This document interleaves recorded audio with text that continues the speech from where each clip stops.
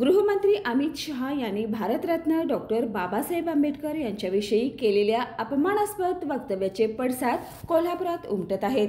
या पार्श्वभूमीवर आज आरपीआय दीपक भाऊ निकाळजे गटाच्या वतीने जिल्हाधिकारी कार्यालयासमोर आंदोलन करण्यात आलं।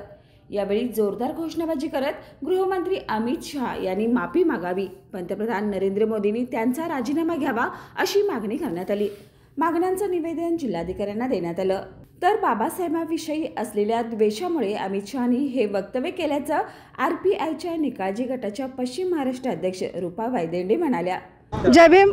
मी Rupa Waydande, Republican Party of India Ambedkar या पक्षाची महिला आघाडीची पश्चिम महाराष्ट्र अध्यक्षा। पक्षाचे राष्ट्रीय अध्यक्ष दीपक भाऊ निकाळजे आणि राष्ट्रीय सरचिटणीस मोहनलाल पाटील यांच्या मार्गदर्शनानं आज आम्ही कोल्हापूर जिल्हाधिकारी कार्यालय येथे जाहीर निषेध आंदोलन करत आहोत।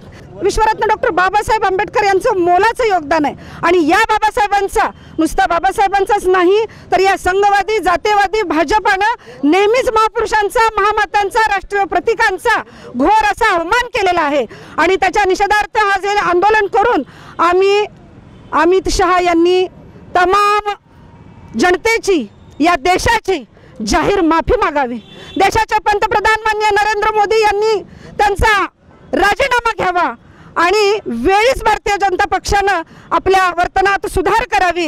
राष्ट्रमातांचा, राष्ट्रपुरुषांचा आणि राष्ट्रप्रतीकांचा अवमान थांबवावा, नाहीतर देशभर संविधान प्रेमींच्या माध्यमातून हा आंदोलनाचा उद्रेक आणि आंदोलनाची लाट पाहायला मिळेल आणि जनता आता हे आंदोलन हातात घेऊन जनतेच्या तीव्र भावनांना यांना सामोरी जावं लागेल।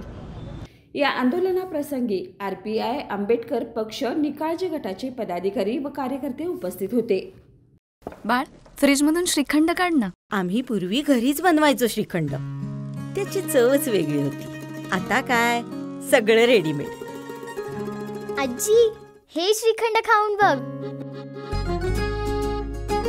आज तुझ्या आईनं घरीच बनवलं की काय? हे आहे गोकुळचं श्रीखंड, अगदी जिभेवर रेंगाळणार। जिभेवरच नाही तर मनावरही रेंगाळणार। गोकुळ श्रीखंड, मनावर रेंगाळणार।